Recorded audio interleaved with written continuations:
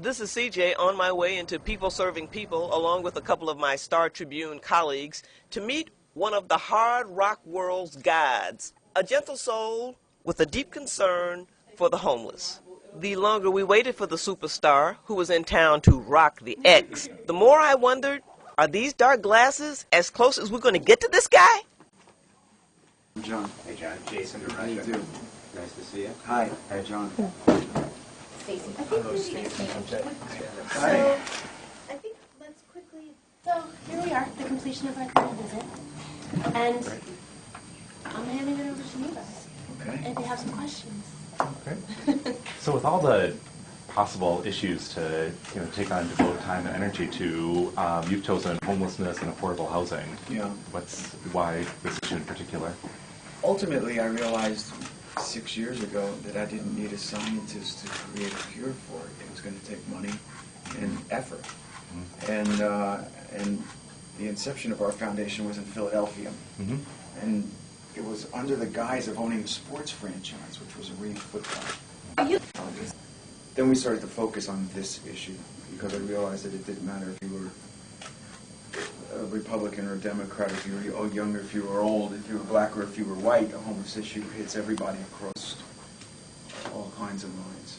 And so we began our education. We started with 3 two-family homes with the aid of Habitat for Humanity in Philadelphia in 2005. And subsequently have built 250 units of affordable housing thus far. And my next phase, which is a fact-finding mission, meeting people like Jim, coming to places like People Serving People, which blows my mind, because this is by far the most incredible place that I've ever visited, shelter-wise. And I'm going to be in touch with these folks about how we can take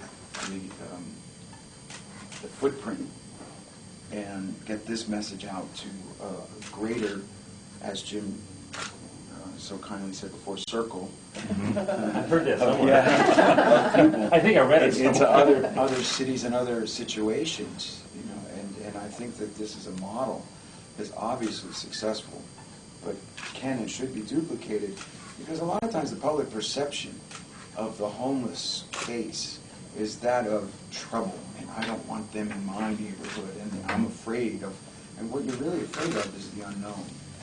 And if you see beautiful babies roaming the halls upstairs, or if you meet the single mom upstairs who's fighting every day to just get back on her feet again. She had a job, she has an education, she has a child, and found herself on the street with nothing.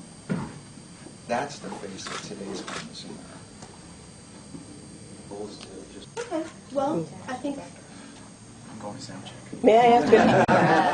Yes, ma'am. Izzy is your favorite driver in the Twin Cities? Is Izzy my favorite driver in the Twin Cities? Absolutely. He's outside going, you gotta go work. That's Izzy avoiding the video camera and cooling his heels. He'd have to wait a few more minutes before Bon Jovi would be ready to roll. Let me see. Is that right? No, I don't want to shake hands. How about I shake hands? Sign the shirt. Sign the shirt. Sure. Come here. Sign your shirt. Thank you so much. Thank you. Bobby, sign your shirt. All right? Goodbye, baby doll. Thank you.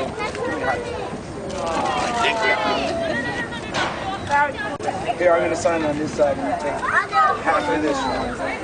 Thank you. I gotta go. Big smiles, everybody.